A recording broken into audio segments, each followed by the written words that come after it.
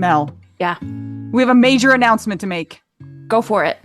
Did you know that right now all plans on Mint Mobile are what? $15 a month. Okay, that's truly ridiculous. Do you know how much regular cell phones are? Yep. $1 bazillion a month. 15 is less than that. New customers get 3 months of unlimited premium wireless for $15 a month if you sign up right now. And guess what? I use it. I love it. I've used it all over the country, all over the world, and it's great. And if you're wondering about phones, they have those available as well, or you can just port your own number and your current phone over to Mint Mobile. They make it so easy. So if people are interested in trying out Mint Mobile, how can they go about doing that? Go to trymintmobile.com/WWDN. And you know, it's interesting. When my dad died, we actually put his phone on a Mint Mobile plan because it kept his number going, but it was $15 a month. So there you go. And there's different storage plans, but you might as well just get the unlimited because it's $15 a month. Absolutely. All right, go try it today. That's trymintmobile.com/WWDN.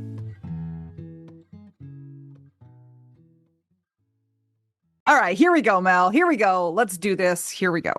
You guys, we have talked to this guest before. She's one of our favorite people, and there's a reason why we wanted to have her back on, and she's laughing. She snorted. There was a Snorted. snort. This is obviously going to be a very serious discussion today. It might be.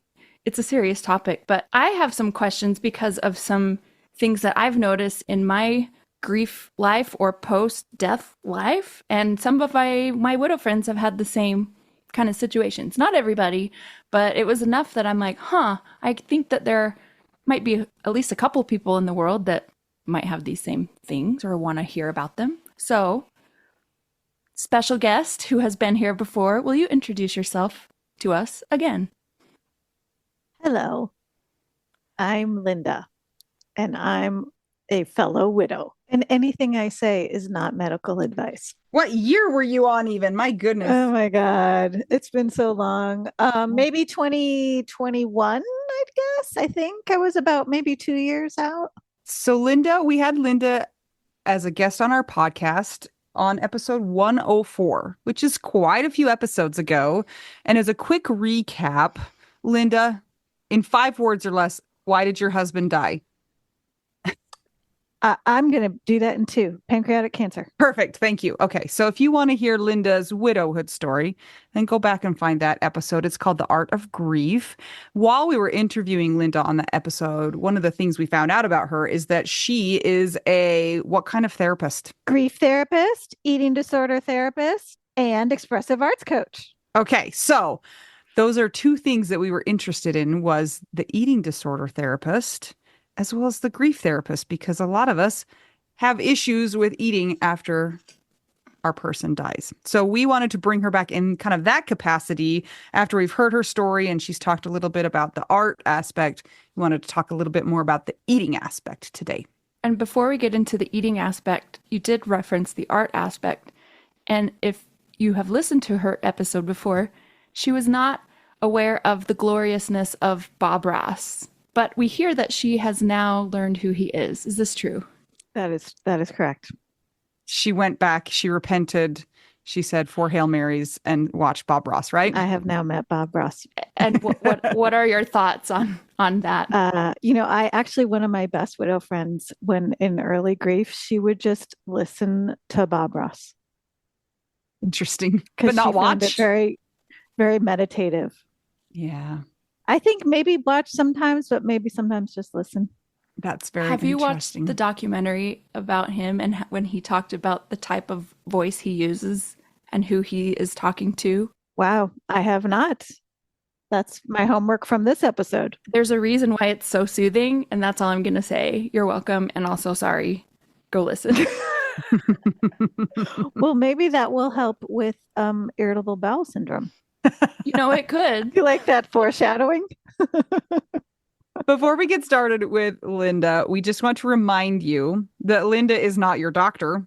You are not Linda's client. So she's not giving you personal advice. She's giving us global information that you can take and interpret how you see fit, or take it to your own doctor, or take it to your own therapist, or to your own nutritionist and try and figure out what's right for you. Was that a good enough disclaimer, That's Linda? great. And Okay. I would say I'm just gonna I'm gonna keep changing hats. Like sometimes I'm gonna be a human and a widow, and then sometimes I'll talk about my experience as a therapist, and sometimes I'll talk about my experience as I recovered from an eating disorder. So I can, weave any of those in. But yeah, I'm not your therapist unless you see me as a client. AKA pay her Yeah, you have to and pay probably her. sign That's some right. forms. Yes, definitely. Okay, here's the reason why I, for one, am very much looking forward to talking to you, Linda. Since my husband died, which it'll be 7 years in November, and I think this will come out before then or around then. And like a lot of us, when we have sudden death, Anita and I had sudden death, and then other, of our friends have had more long-term illness. But even still, regardless, when the death actually happens, some people can lose their appetite. It's very stressful, and sometimes it's short-term. And other people maybe can then have overeating situations, right? I kind of had both. I couldn't eat for a couple weeks, and then I overate, and I don't regret any of it still. I would do it all the same again. Lucky Charms, finally, every day for like a year. But since then, here's where I'm really interested in seeing what your opinion or your expertise is and experience. I've noticed in the years since, once I kind of got things a little bit more stable with diet, it's like I lost my connection with food. And I've personally have had a lot of kind of close together, very traumatic things after Scott died. So kind of every 6 months for a couple of years, had stuff that just kept being big life changes. And over time, I noticed 2 years ago, I wasn't connected to food. But then what happened is I had kind of a relationship, really big trauma situation. And it's like it shut down. And one of my friends and neighbors, she's been to a nutritionist before, and she's like, hey, I've seen how you eat, and I think that you might be on the anorexic spectrum, because I lost a lot of weight for my build. And I went to the doctor, and they're like, well, you're not technically below, what you should be, but you're at the bottom of it. And it's like I lost it really fast. My body just wouldn't take food.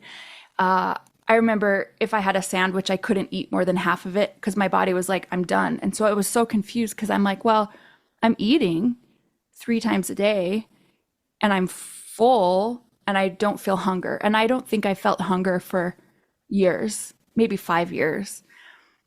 And the only way that that came back is I was working with a therapist just for regular EMDR stuff.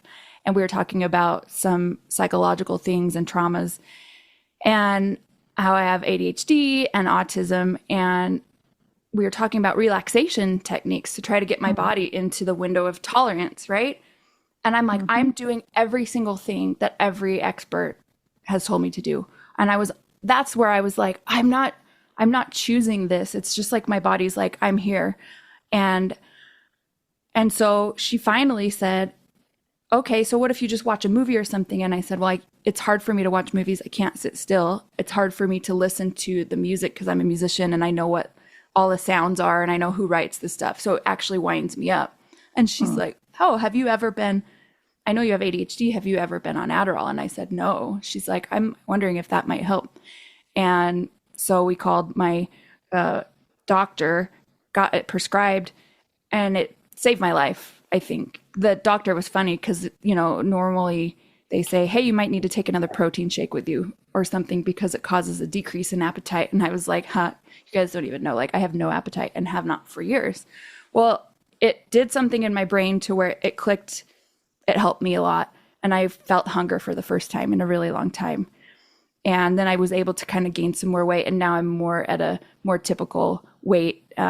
So that's kind of my story and what I noticed. And I know that was a long introduction, but along that road, we've talked to some of our widow friends in the Widow Wives Club, some of our friends that are in the club and also that we see in our daily life, and they've noticed a similar thing. And it's almost like they feel like their body is just like, I don't want any food in my body.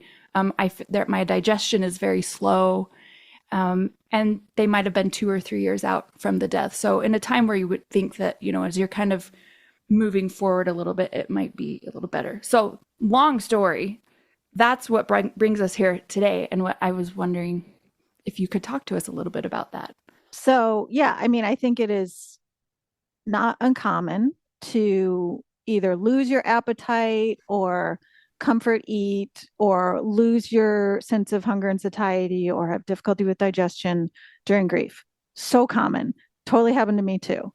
And literally felt like I cannot digest this, like I cannot digest this loss. And like, I mean, I felt that, I'm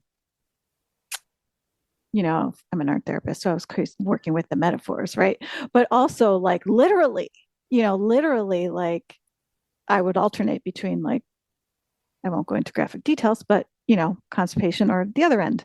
Um, and that's what it was. It was like my nervous system was like, whoa, too much, whoa, not enough, whoa, too much, like with I don't know what to do with this. And I think there's a lot of, I mean, I'll put on my research hat for a second. There's a lot of research going on with gut bacteria and how the gut is the second brain and it influences your metabolism, your endocrine system, your immune system, your central nervous system. I mean, it's so interwoven with everything.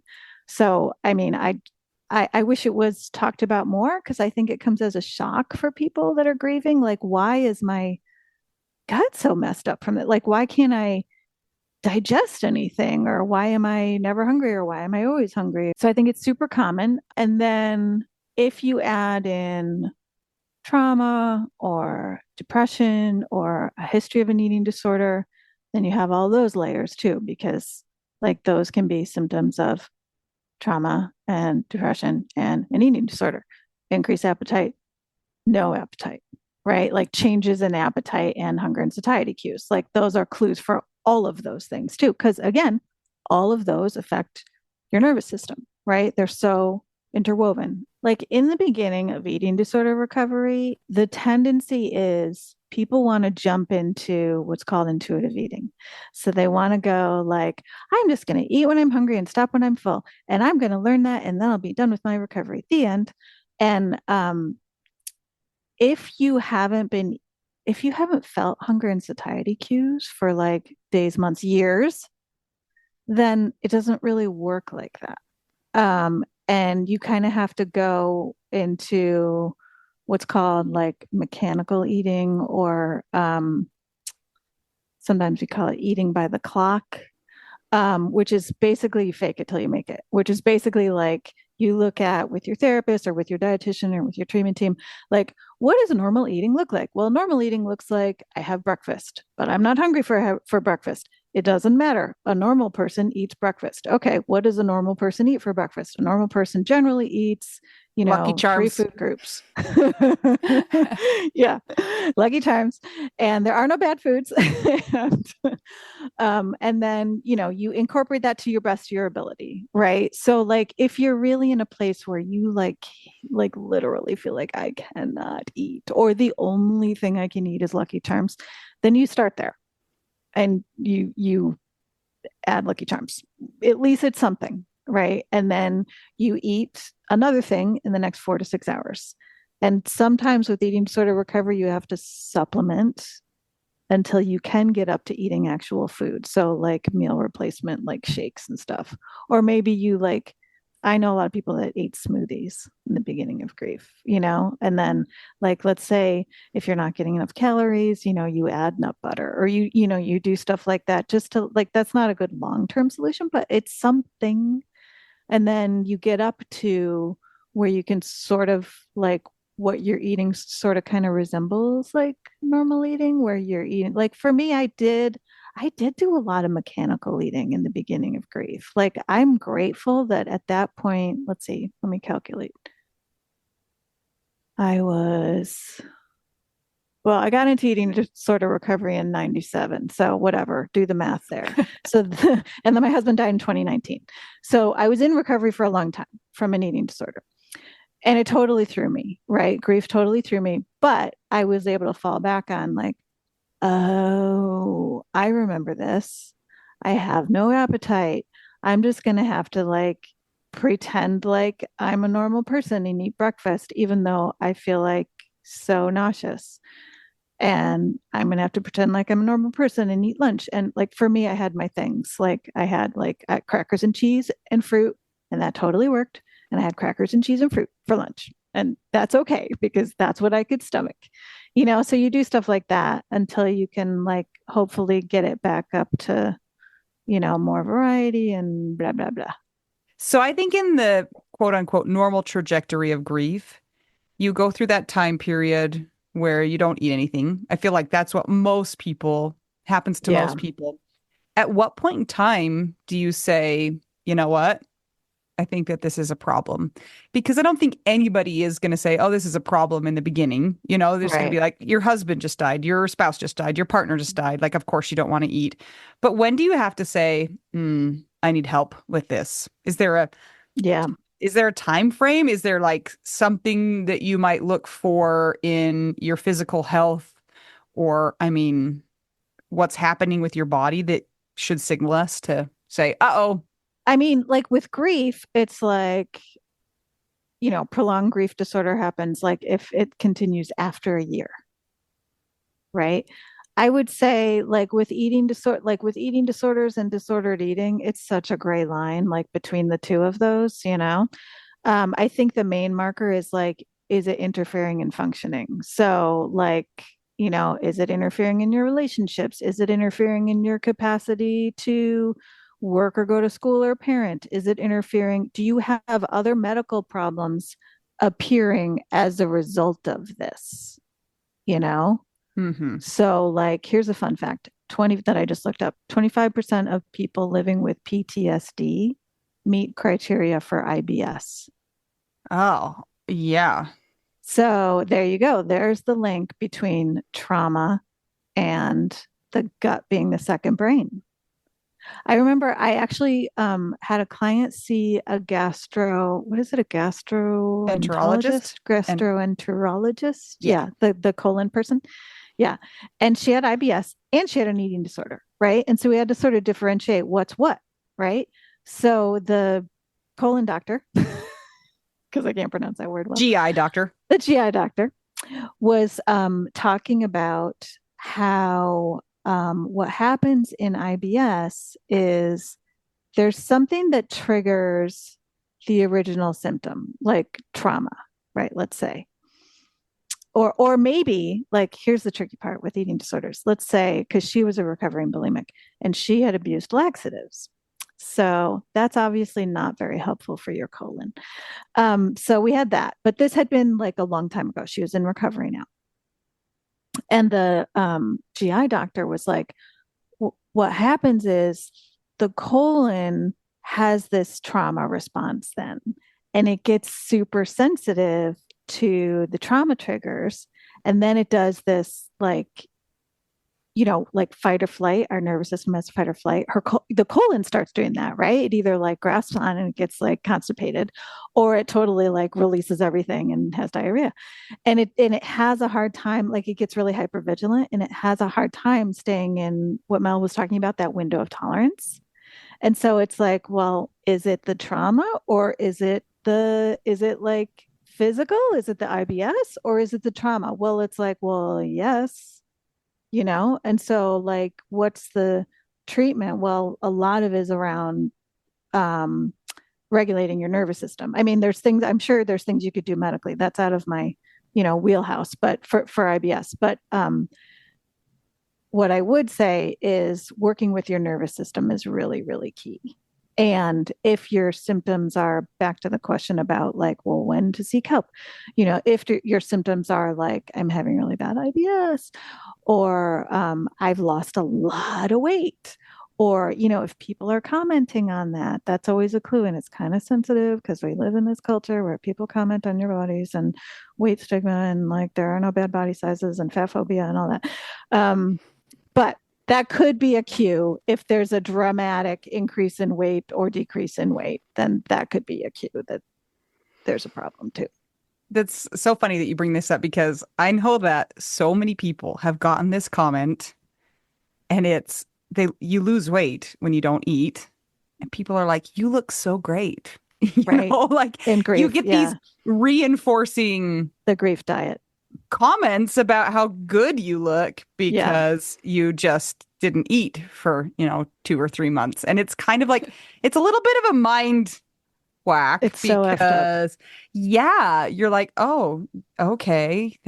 Thanks. Do you want to know what was weird about mine? Mine, you know how you can kind of fit in the same size of clothes, like up or down until a certain point. I mean, that's kind of how I've been my whole life, but I had to get a whole new wardrobe because I went like 4 sizes down. But because I had lost a lot of the weight, I mean, it's not like I don't think I was overweight to begin with. I just was like on the low end of maybe what's healthy for me. I didn't have any inflammation because because I had all the Lucky Charms and pie and everything, that gave me a ton of inflammation. And I had to choose I felt like I had to choose between, my brain's either going to be really happy for 30 seconds when I eat this ice cream, and then my body's going to be mad at me and be in pain, or I have to just like eat mechanically, basically, and I might not have like any of the sugar high, but my body might feel better. And so that's what kind of started me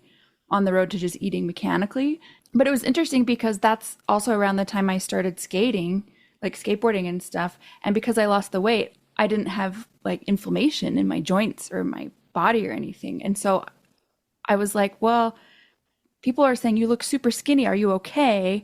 And I'm like, I actually feel like I don't have a lot of bad symptoms of it. But I knew also at the same time, like the calories I was consuming was like maybe half of what I should have been, but I couldn't put any more in.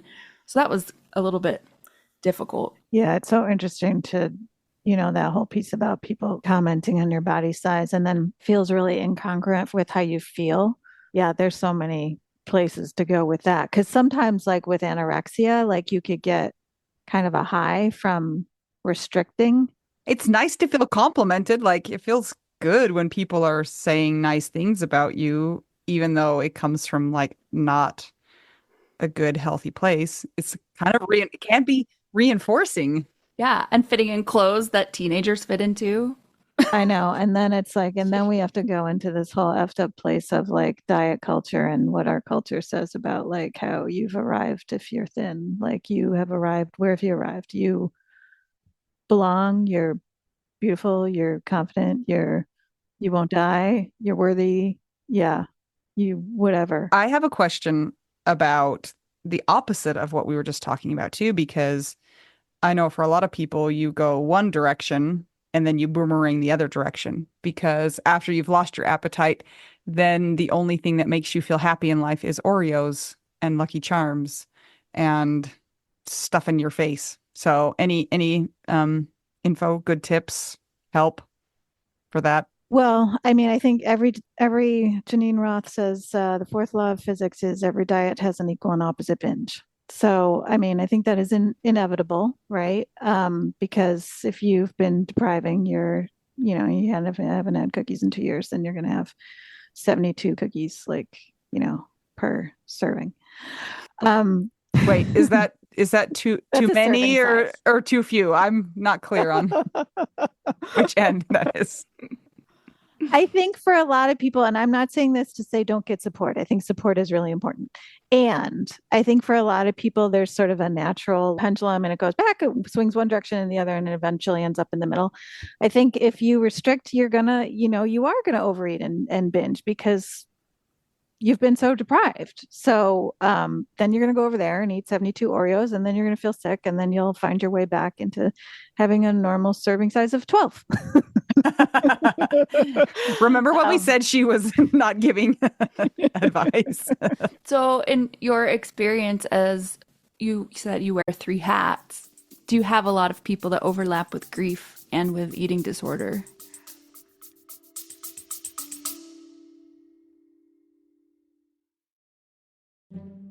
Hey guys, just checking in and want to say if you are enjoying this podcast, And you want to see it keep going, maybe it's helped you through your widowhood journey and you think that it might help others on their widowhood journey, you can support that cause by joining our Patreon. some of the things that you get as a Patreon beneficiary are ad-free episodes, so you don't have to hear ads like this. You also get exclusive content, and at a certain level, you might also get an exclusive t-shirt you can only get that place. That is true. It's pretty cool. There are 4 different tiers available, so check it out. It's patreon.com/WWDN. And as an extra bonus, very often you get your names read by one of my kids, and they will do a terrible job with the pronunciation. And that's like a bonus, I think. I think it's kind of the best. I would much rather hear somebody butcher my name than say it correctly.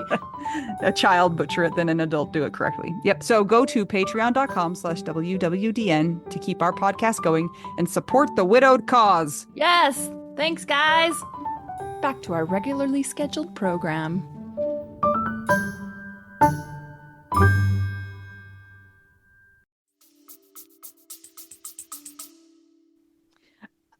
it's turning into that, not necessarily by design, but just because, ironically, or just because everybody probably listening to this podcast knows that your people die.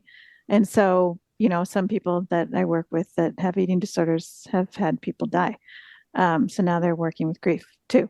But I mean, I do also have different niches. Like I have my Art of Grief Widows group that is by design widows, and then I have my private practice, which is just because that's the field I was working in before my husband died, is like primarily like people recovering from eating disorders, disordered eating, body image, depression, anxiety stuff.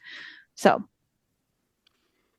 I have another question that's like a current event relevant situation. There are a lot of people who don't necessarily have diabetes or have pre-diabetes, but they are hopping on the semaglutide train because they want to, bus, cruise ship, actually, maybe.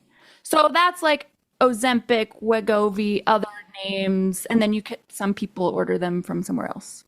The short version is I'm not a fan. The long version is I'm really not a fan. Yeah, I mean, I just think that diets don't work, and I think it's just another way of like saying I'm going to make my body look a different way so I can fix really complex life problems. It doesn't work. It's interesting because when, like, a lot of people like our age have been taking some of the shots, and when I ask them about it, they tell me what it does, and it's supposed to suppress your appetite, all these things. And I go, that sounds exactly like how I was when my body couldn't eat, but I wasn't doing the shots. And I noticed that, they have a joke. It's called Ozempic face or something, where the fat pads in your cheeks go away. I'm like, I could look back at my photos from then and someone could be like, oh, she totally is on those shots. And I wasn't, but it was the same exact, it seemed like the same kind of result. So yeah, I think it's another version of another fad. Like what was I'm blanking on the medication. It's to treat binge eating disorder. And there's a famous tennis player that was touting the benefits of it. Was it Fen back in that day? No, but that's another example. Yeah, there's so many. Yeah, I'm just not a fan. I mean, I think if you have anxiety or depression and it's a crazy high number, like maybe 85 or 90%, I don't know, I haven't looked it up recently, but a very high number of people that have eating disorders have a mood disorder that's sort of like an eating disorder is an undiagnosed mood disorder, is like what my colleagues and I say. So, like, if you might need or benefit from an anti-anxiety medication or an antidepressant or medication for ADHD or, et cetera, right? That could be super helpful. And that's probably part of why you were doing disordered eating in the first place, is trying to like change your brain chemistry to like cope better and function better. It's like a really smart strategy, but it ends up not working and creating more problems. So I think medicating appropriately the actual issue, if that's something like anxiety or depression or ADHD, is good, but not an appetite suppressant or not something that creates more disordered eating problems over here. Some of the things that I've heard from nutritionists, and tell me your thoughts too, are they hate it so much because the people just want a quick fix and they want something just to do the job. And so they're not learning how to eat correctly or how to eat a correct portion or how to incorporate those things for a long term amount of time. And so as soon as you go off of those shots, boom, like the pendulum thing you were talking about. Yeah. It's like if there was a pill for grief. Like there is no pill for grief, but people want it. Oreos. But then as soon as you go off the Oreos, yep, you're unhappy again. Comes the grief, comes the tsunami of grief comes back. So I will just add in a caveat though, that like I treat diabetic patients and some of those medications are right now quite miraculous for people. So it's like, this is another one of those examples of you need to talk to your own doctor about that, because there are definitely reasons why those are needed right now. And hopefully we don't find out in 50 years cause other problems. That's always my concern. I'm like, oh, I hope that you don't find out that it causes, like the fen-phen thing caused damage to the heart. And so, we just hope for things like that. But I think that kind of the maybe issue is if we're trying to attain a certain body size because that will make us happy, then maybe that's where it's a little bit troubling if it's not really for a medical condition. Although, I mean, we could get into the weeds about that too, because there's some issues there. So, yeah. Well, I mean, I think similarly, it's like with ADHD, right? With ADHD, if you have ADHD and you take a stimulant, it will calm you down. Right. If you don't have ADHD and you take a stimulant, it will stimulate you, right? So, I mean, it's an appropriate medication if you have ADHD, except caveat, I would say try and get one that's non-addictive and, work with a psychiatrist that's trained in addiction recovery and lots I mean, of honestly, caveats, for like what I'm on, it's like every day is not the same. And so it's not like if I take the medication every day, I feel the same. It depends on kind of how I am in my tolerance, my window of tolerance. Yeah. So here's another kind of avenue. Before Jason died, food was a big deal in my life. I loved to cook and we ate dinner together as a family. And it was like an event. And every few weeks I sat down and I made a menu and this is what we were going to eat. And now none of that. We eat at McDonald's 17 times a week because food has lost its social value to me in our family. Like still I like to go to a barbecue or whatever, but it's changed so dramatically, not in the same way that Mel, like I still have a healthy appetite. I'm not struggling in that department at all, but it doesn't have the same, it's not a love language for me anymore like it used to be. Yeah. Yeah. And are your kids, because I have a teen, your kids are teens, right? My youngest is 8 and my oldest is 18. So yes, some of them are. Okay. Okay. Yeah. I mean, I feel like, they talk about with grieving kids, it's like parents always worry about, like, I definitely have this worry, like, well, is it grief or is it depression? Is it anxiety or is it grief? Is it, teenagerdom? Is it adolescence? Yes. Or is it grief? Or is it all of them or some of them or none of them or depends on the moment? And the answer is yes. Right. And so, I mean, I think that overlaps with food too. Like my son and I too, like I try to have family dinners, but family dinners are like 2. Now Yeah. family dinners are too. Like, so we sit at the table and he's like, "Can we watch YouTube?" And I'm like, no. And then I'm like, okay. Right. Okay. Once a week we'll do YouTube. Yeah. And then Well, once a week we'll do Emily in Paris.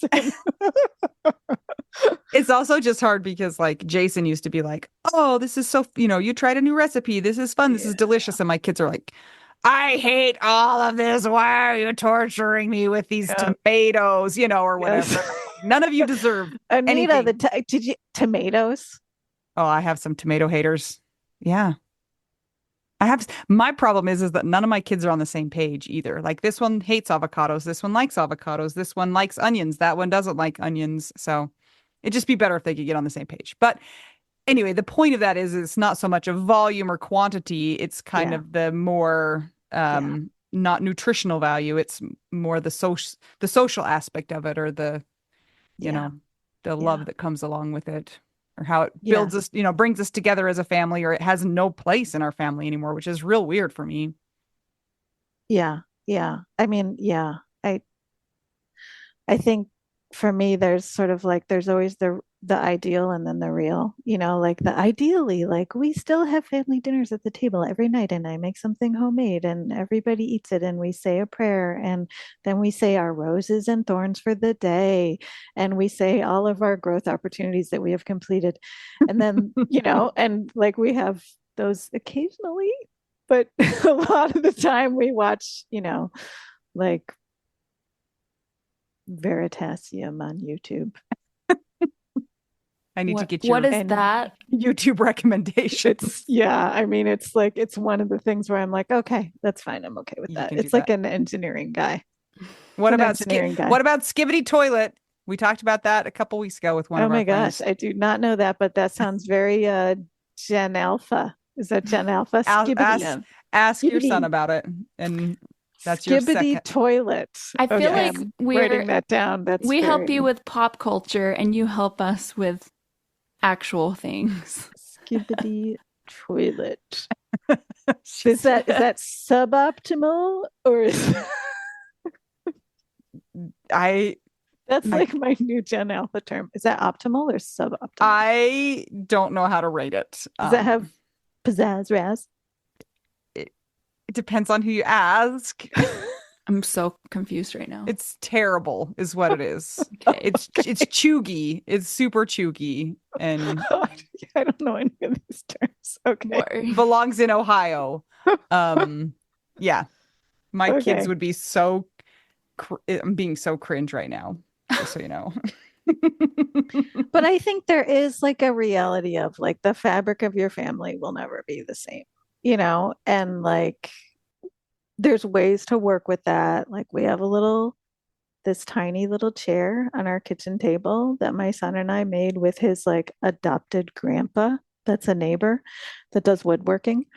And it has a little bear in it that's from Papa. And so he sits with us at the table, and that's like really cool. Like he still sits with us at the table, and we just went camping with like the scouts this weekend because they're scouts now. They're not Boy Scouts, they're Scouts of America. And the kids cooked and it was really cool. It was actually really nice to have sort of kind of a family dinner with a bunch of people, sort of at a table, That's cool. kind of. You know what I'm realizing too is that since we Without don't screens. since we don't have like quote unquote family dinner anymore, I think my kids actually don't have the ability to have manners at a table. So like that's kind of a problem for us too because we don't do it anymore. You know what's so funny is like somebody invited me to have dinner with their family and I didn't know how to respond when I was there because it was like a big family and I'm like, I'm just myself normally. So what? Yeah. It was almost like I realized, oh, I'm actually more comfortable in being alone because I know this and what is this? Mel, Talking and caring about each other. were you scooping the casserole out with your hand and putting it directly in your mouth? Oh, I full on just use my face. I don't need Yeah. hands. I think something else that's really interesting is how intertwined food is with grief in a different way. And that is whenever, and this is one of the most common questions that comes out in the Widow Wives Club. My person's first death anniversary, our anniversary, their birthday is coming up. What am I going to do on that day? And so often, food is included in that. We're going to Yep. go to his favorite restaurant. We're going to Yep. make her favorite food. We're going to take a cake up to the cemetery and eat it there. Yep. It's so interesting how that becomes kind of a stand-in. The person's food becomes a stand-in for the person. Yeah. Yeah. I don't think that's a problem. I think that's beautiful. I think Yeah. that, we do that. We do like apple pie on Papa's birthday, or a shot of whiskey, which just sits on the table. But anyway, That's so funny. Yeah. It's just interesting how it's almost like food and grief are inseparable in so many different ways. yeah. Like the not being able to eat, then the overeating, or the still not being able to eat, or now I can't. I've had two of my kids become like dairy intolerant after dad died. And I'm like, what is going on here? It's like so Wow. weird. And that, yeah, and like your guts are so complicated. And I wish that there was a way to fix, the IBS and the all that stuff that's so intertwined with anxiety and depression and all the feelings too. It's a little bit frustrating, to be honest. Did did did Jason eat a lot of dairy? Um, he, do you guys, I don't understand drinking milk. Like people who are like, oh, I could just go for a tall glass of milk. That Was is he not was he me. one But of yeah, those that had like a gallon a day? no, We no, had some no. people like neighbors that had a lot of boys growing up, and Yeah. we go through so much milk every day.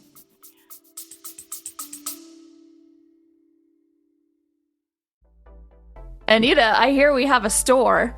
Oh, we sure do. We've actually had it for quite a while. It's called the Snarky Grief Shop, and it's where you will find all of our best grief merch. That is, yes, a little snarky. For instance, it's where you will find the official widow card that you can pull and use at your convenience. You can put it in your wallet, and anytime you need to use it, pull it out, play the widow card. Yeah, we have glow-in-the-dark stickers. We have shirts that say, "Be nice, my husband is dead." We also have the ones that are not quite as jarring, so that you can wear them out in public and not feel weird. But sometimes you need that shirt. I wear my Be Nice, My Husband is Dead to bed because I'm a little scared to go in public with it, but you've worn it on airplanes before with your kids. Yeah, every time we go to the airport, I wear that shirt because I'm just like, listen, I got to get all these kids through security. Just be nice to me. Thank you so much. And it's worked for the most part. Some of the less snarky grief shirts are podcast shirts or Widow Wives Club. We also have Resilient AF, right, Anita? What else we got in there? Yeah, which we're telling everybody who cares, like Mel's mom, that means American fork because she can't know what it really means, guys. Yeah. Stickers and mugs and notebooks and just cool stuff that you can use to express your snarky grief. You'll find it by going to our website, shop.widowwedonow.com. There's a lot of W's in there, so just make sure that you've counted them and there's the right number. We will link to that in the show notes, and it's also in our app, which you can get from the App Store. Can people get it from our regular website too? Yes, if you go to widowwedonow.com, there's a link for the shop in there too. Great. If you'd like to show your snark or have something a little more subtle, go ahead and check that out. Again, that's shop.widowwedonow.com.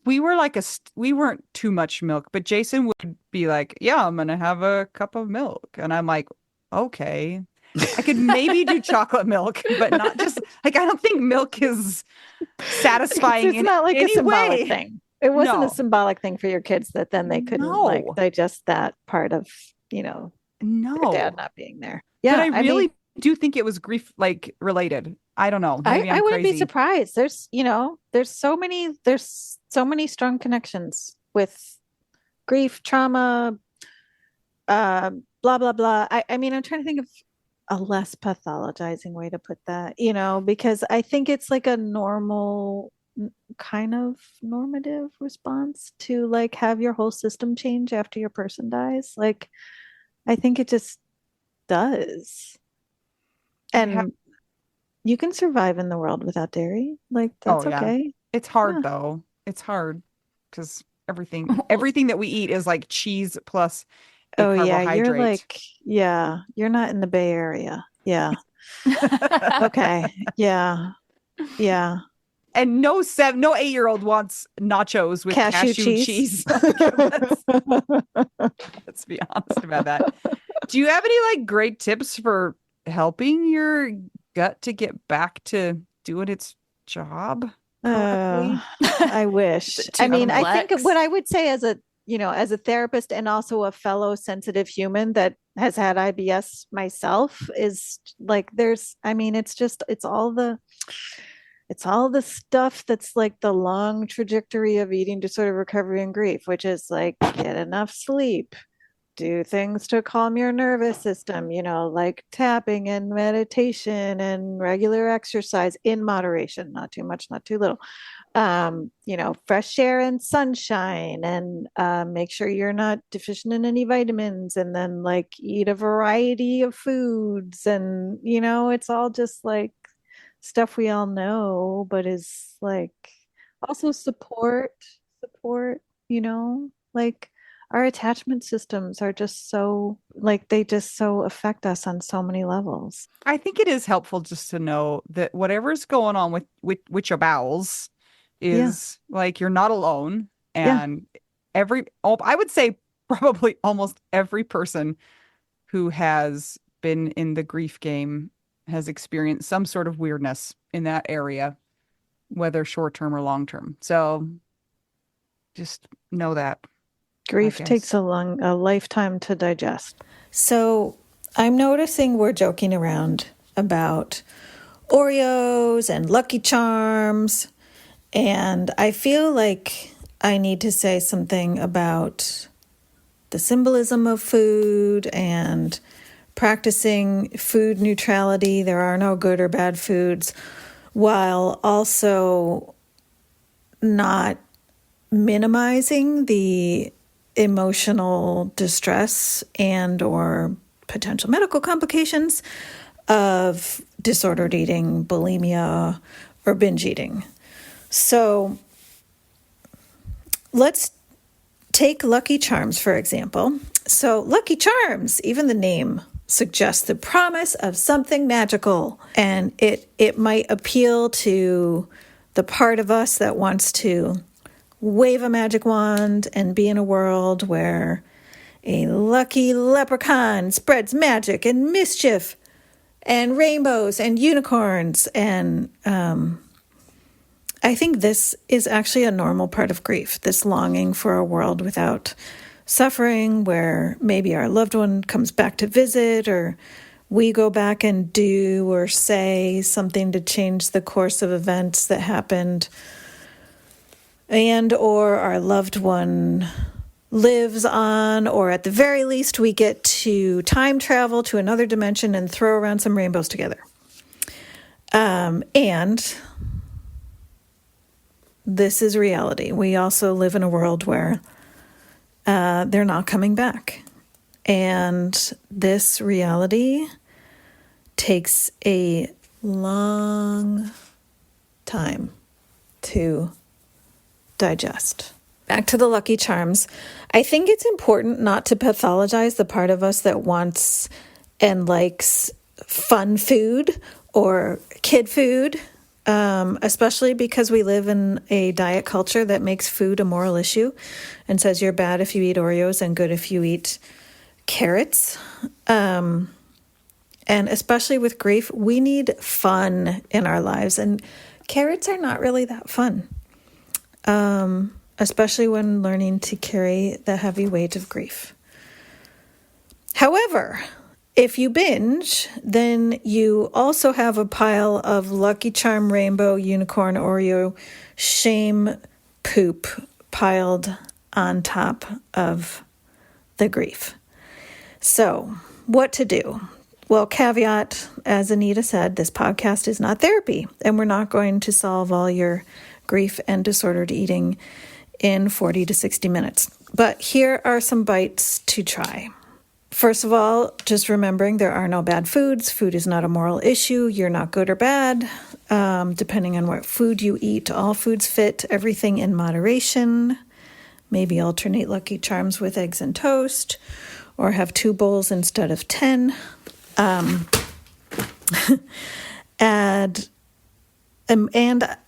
emotional support, I would say. Obviously, I'm a big fan of therapy and art, but adding some of those to your menu and your diet. And I don't mean diet like restrictive, like I mean diet like this is not a diet, this is a live it. So just some thoughts. Well, Linda, thank you so much for imparting of your wisdom to us. We want to see how you've been doing since we've talked to you last. What's going on in your world? This is actually literally today. Just finished a deck of grief affirmation cards of all my paintings. And they're going to go to the printer this week. Ooh. So are those things that people can get on your site and get, and they'll help them through grief? What are they? Yes, they are. They're not on my site yet, but they will be soon. That is a nice coincidence. Holy cow. We didn't know about that. That is great. Thank you. Thank you, universe. Like, I wanted to, after I wrote the book, I wanted to have them be like, wouldn't it be cool if there was like a workbook or a deck of cards that you could, like just pick one a day? Because, grief brain, you can't read more than like one card a day. So you can just pick one. That's my affirmation of today. Does one of your affirmations says, my guts work properly? Let me look. I poop freely and not too much. I have one with compost. Perfect. How's that? Pee pee poo poo. It's the closest we're going to get, I'm afraid. Yeah. So these are all I have paintings great that fog. you've... Oh, nice. So these are all paintings that you've done, and you've turned them into cards. And then on the back of the art, it has the words. Oh, this one was actually, the affirmation is about compassion, but when I was making it, I literally was thinking about digesting.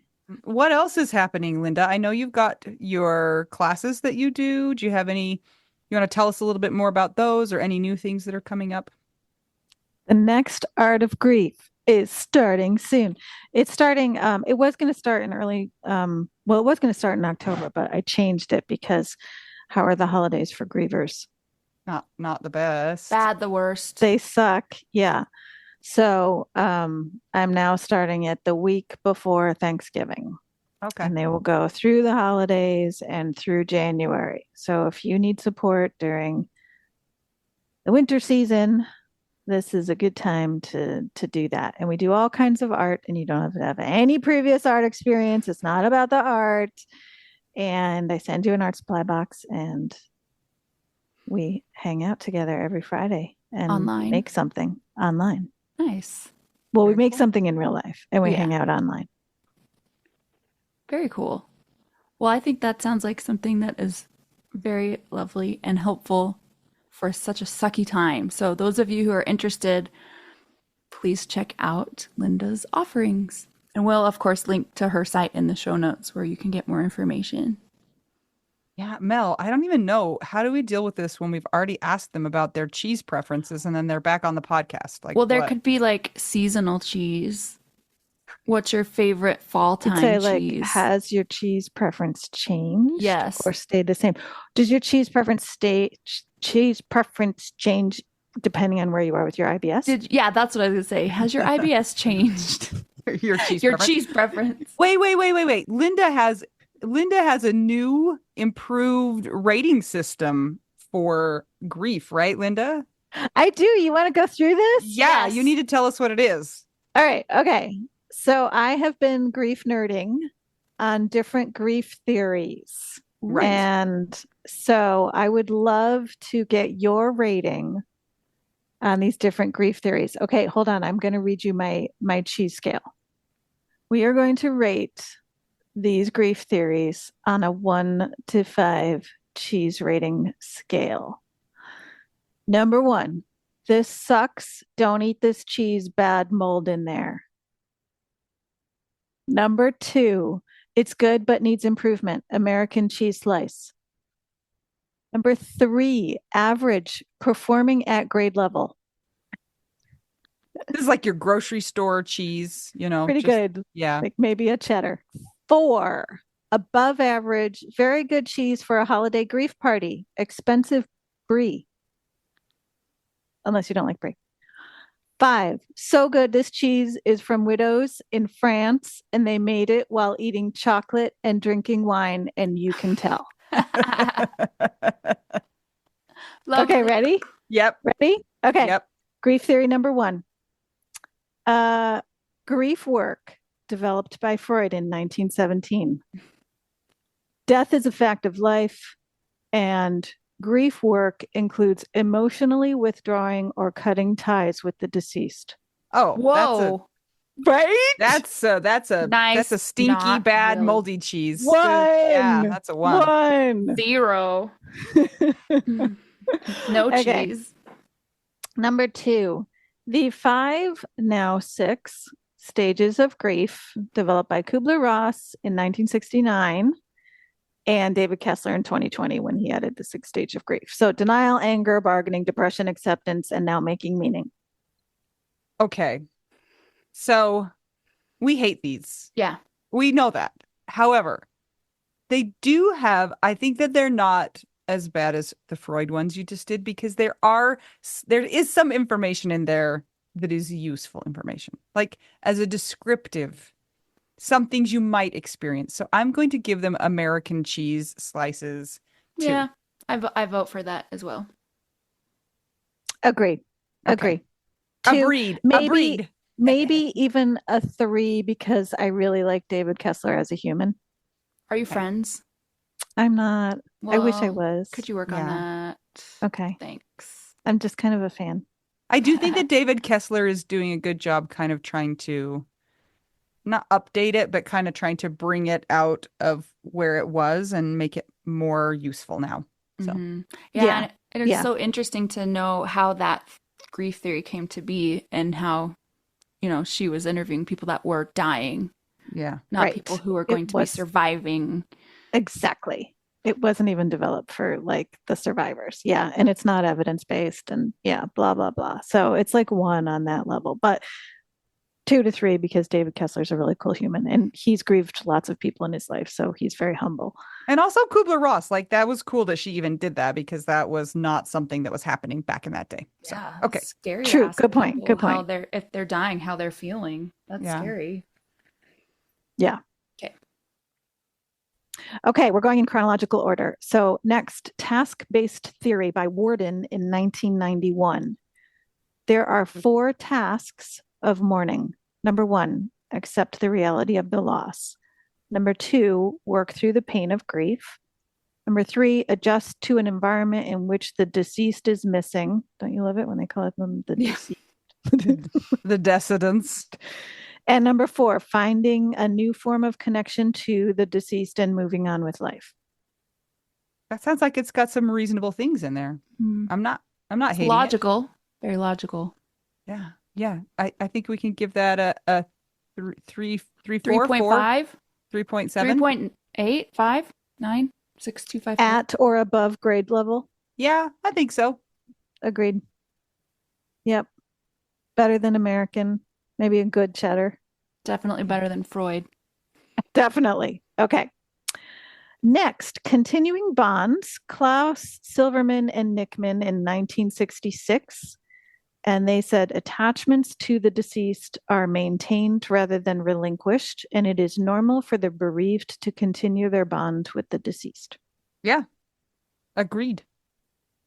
That's pretty interesting. That was you said 1966. 67, yeah. Is that nice? No, 1996. Oh, I'm like, I wow, think you that said seems 60. really forward thinking. 66. Yeah, that tracks. Yep. We I give forgot. that at or above grade level. Mhm. Nothing Yep. like mind-blowing, but yes. But yeah, resonates. Yep. Okay. Resilience theory by George Bonanno, 1999. Resilience in the face of devastating events is more the rule than the exception. Resiliency in the face of traumatic events is often assumed to be rare, but in reality, people are often remarkably resilient. That resilience trajectory is not only most common, it's the majority. Ooh. I love resilience things. And I think that that's probably right. Like it doesn't feel like that, but if you look at even if you look at our group, like my goodness, people amaze me all the time. So I So do think that's true. 5?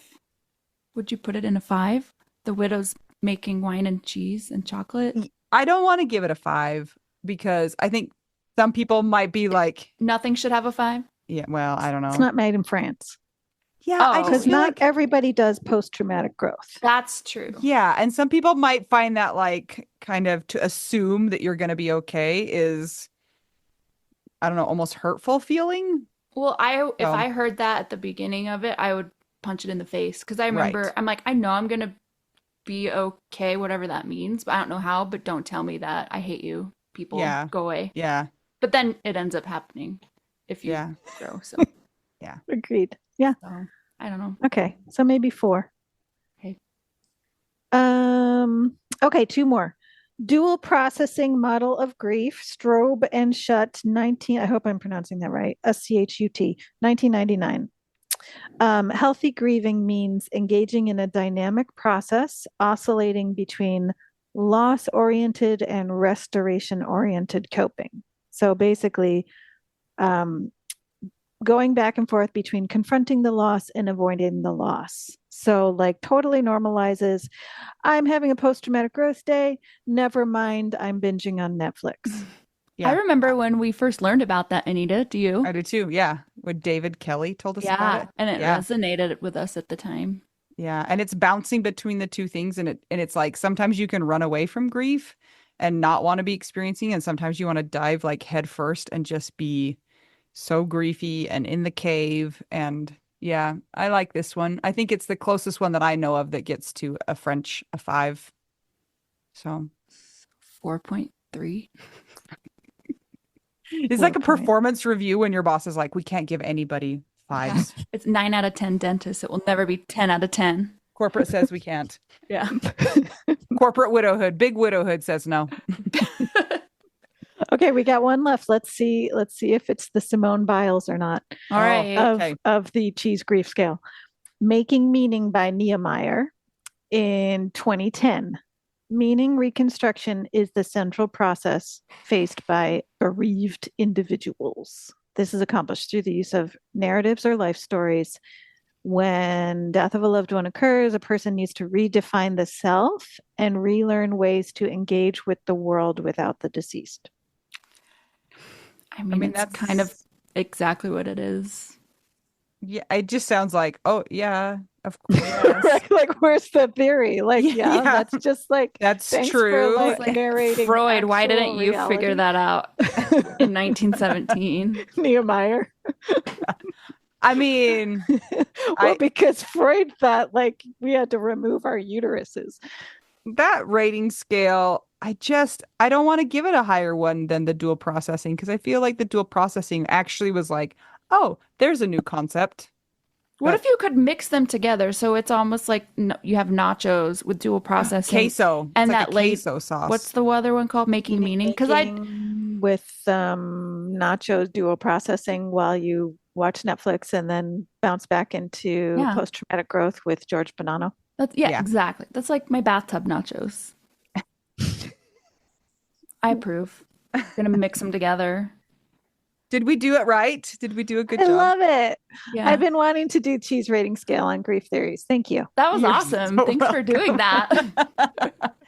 So fun. I think that counts for our cheese question, Mel. Like I think that she went above and beyond. Don't Now you? we're gonna have to ask people who we've talked to twice stuff about that instead of their favorite cheese. Like, rate this on Good this thing it cheese doesn't scale. happen very often because we have lots of people to talk to. So you should feel very happy, Linda, that we wanted to talk to you twice because 'Cause that don't happen Yay! too love you. Yes. Yay! Thank you so much for joining us today, Linda. And I hope that everybody listening was able to at least feel normalized in whatever's going on with them and maybe get a little bit of extra knowledge too. So thanks so much.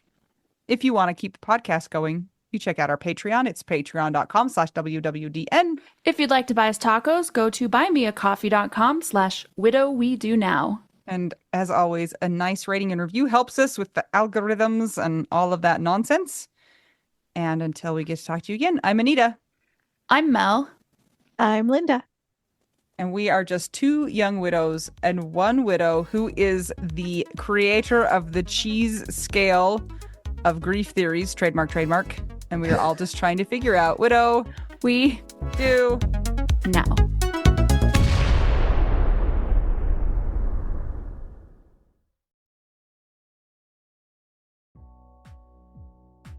One of the questions we get asked the very most is, do you have a therapist you can recommend for me? And while we wish that we knew of therapists in every single place, in every single part of the country, we don't. So what do we tell them instead, Mel? We say check out BetterHelp because it's online, it's at a reasonable price, and you can be matched with a therapist within 24 hours. I've also used them and they have been great. And if you don't like your therapist, guess what?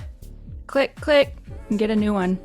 Absolutely. It's so hard when you have an in-person therapist, if you're not clicking with them, to cut them off and get a new one. So that's not an issue with BetterHelp. So we always tell people to try BetterHelp. And if you use our promo code, which is trybetterhelp.com/WWDN, you get 10% off your first month. go ahead and try it out. That's trybetterhelp.com/WWDN. And you know what? I'm a big fan of doing therapy where you don't have to wear pants, but nobody knows about it. Are you wearing pants right now, Mel? I'll see you later. Bye. That's trybetterhelp.com/WWDN.